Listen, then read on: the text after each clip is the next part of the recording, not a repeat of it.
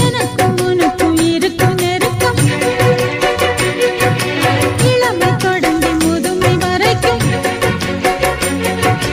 இரவும் பகலும் உறவை வளர்க்கும் இடையில் இருக்கும் தடையை தகர்க்கும்